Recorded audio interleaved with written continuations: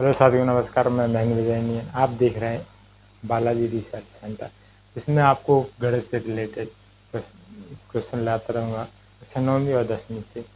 हमारी वीडियो आपको पसंद आए तो वीडियो को अधिक से अधिक शेयर करें और वीडियो को लाइक कमेंट करें और हमारे चैनल को साथ ही साथ सब्सक्राइब भी कर लें। तो अपना है ये NCERT जो सरकारी संस्था से मिलते हैं, माध्यमिक शिक्षा मंडल भोपाल के द्वारा। तो कक्षा 9वीं का गणित है, तो हम इसी को विधिवत तरीके से करेंगे। इस प्रकार से वीडियो के अंत तक बन रही है। हम आपको पूरा अच्छे से अच्छे अंक ले आने की कोशिश करेंगे। तो अपना जो पहला दिया है अध्याय, संख्या पद्धति, बहुपद, निर्देशांक ज्यामिति और कौन से दो चर वाले रैखिक समीकरण और यूक्लिड की ज्यामिति का परिचय, रैखिक और कोण, त्रिभुज, त्रिभुज का चतुर्भुज, चतुर्भुज की समानता, चतुर्भुजों और त्रिभुजों का क्षेत्रफल और वृत्त और रचनाएं, हीरोन का सूत्र, पृष्ठ के क्षेत्रफल और आयतन संख्या की अप्रयक्ता। इतने चैप्टरों के बारे में पढ़ना है। तो संख्या पद्धति में हमें भूमिकादायी परिमेय संख्या नहीं और का वास्तविक और उनके दशमलव प्रतिशत दिए हैं। और क्या दिया है? संख्या, रेखा के वास्तविक संख्याओं का निरूपण और वास्तविक संख्याओं का संक्रिय, वास्तविक संख्याओं के लिए घातांक नियम और सारण। तो इस प्रकार से हम इनको इस प्रकार से दिए हैं। और दूसरा अध्याय है जिसमें बहुपदीय, बहुपद की क्या भूमिका है। एक चर वाले रैखिक समीकरण बहुपद की शून्य का, बहुपद की शून्य और शेषफल प्रमेय दिए, बहुपदों का गुणनखंड और बीजीय सरसमकाएं। कौन सी बीजीय सरसमकाएं उदाहरण से दिया। और निर्देशांक ज्यामिति में भूमिका, कार्तीय सिद्धांत, तल में एक बिंदु आरेखित करना जबकि उनके निर्देशांक दिए हुए हैं, उनके क्या दिए हैं ऐसा। मतलब ज्यामिति, निर्देशांक ज्यामिति में कुछ नहीं है।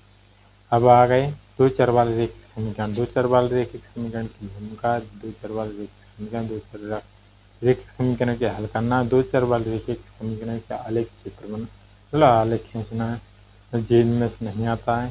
दो चर वाले रैखिक समीकरणों का आलेख, एक्स वाई अक्ष के समांतर रेखाओं का समीकरण, ये सारा जिसमें थोड़ा बहुत इसमें से पूछ लिया। यूक्लिड ज्यामिति का परिचय, यूक्लिड का परिभाषा, अभिकृत और अभिधारणाएं, यूक्लिड की पांचवी अभिधारणा के समतुल्य रूपांतरण और सारण, सद्दिया रेखाएं और कोण, आधारभूत पद और परिभाषाएं, प्रतिच्छेदी रेखाएं और अप्रतिच्छेदी रेखाएं। कौन सी? प्रतिच्छेदी रेखाएं और अप्रतिच्छेदी रेखाएं। और कोणों के योगम, समांतर रेखाएं के तार्किक रेखाएं और एक ही रेखा की समांतर रेखाएं, त्रिभुज के कोणों का योग और सारांश। और फिर दिया है सातवां अध्याय है त्रिभुज। त्रिभुज में भूमिका तो सभी में होती है। त्रिभुजों की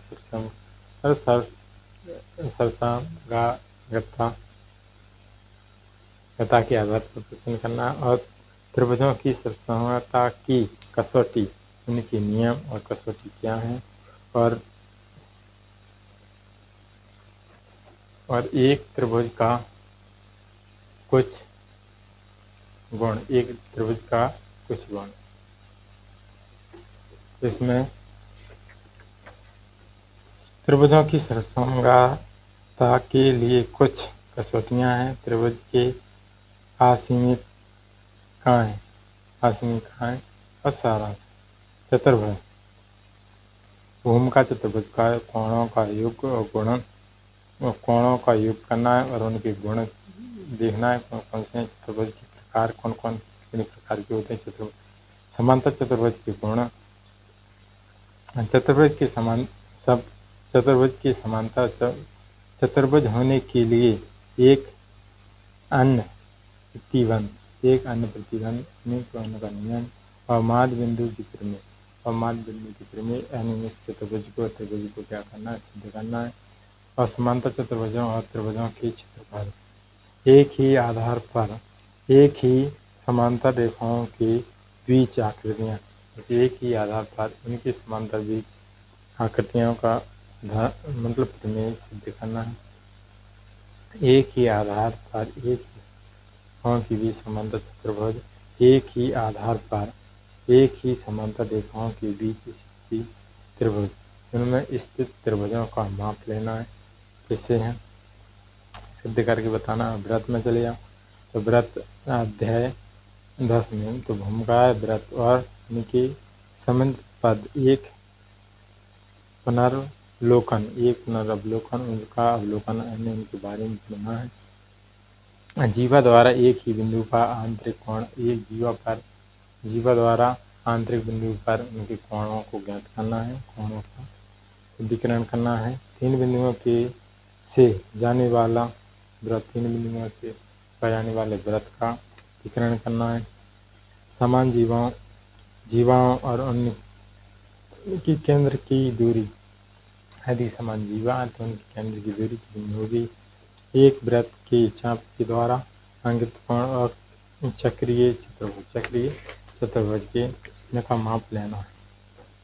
अब रचना में आधारभूत रचनाएं त्रिभुज का कुछ रचनाएं और सारांश। हीरोन के सूत्र में जाओ त्रिभुज का क्षेत्रफल हीरोन के द्वारा निकाला जाता है। हीरोन के सूत्र के द्वारा चतुर्भुजों का क्षेत्रफल भी हीरोन के सूत्र के द्वारा अनुप्रयोग किया गया है।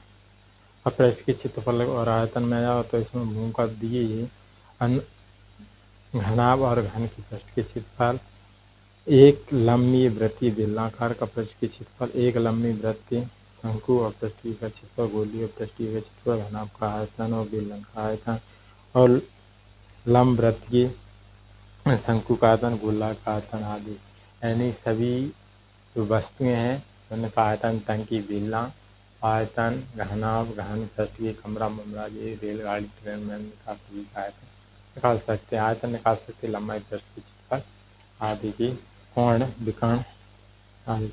संख्या की में चले जाओ तो आँखों का सगिरा, आँखों का पृथक्करण, आंकड़ों का आलेख निरूपण, केंद्रीय प्रवृत्ति के माप, सारांश। अप्रयेकता में भूमिका के अनुप्रयोग, दृष्टिकोण और सारांश। तो यह इस कृत में दिया है, ज़्यादा विशेष का कुछ नहीं दिया है। तो इसको अपन अच्छे से करें तो बहुत अच्छे से अंक ले सकते हैं, इनका निर्वहन भी कर सकते हैं। तो अपना चैप्टर बाय चैप्टर आपको वीडियो उपलब्ध कराएंगे, मतलब क्वेश्चन बाय क्वेश्चन इस बालाजी रिसर्च सेंटर पर आप देख सकते हैं। कक्षा 9वीं और 10वीं से रिलेटेड क्वेश्चन इसी भी प्रकार के। हमारी यह वीडियो आपको पसंद है तो वीडियो को लाइक शेयर कमेंट करें, हमारे चैनल को सब्सक्राइब करें। जय हिंद, जय भारत।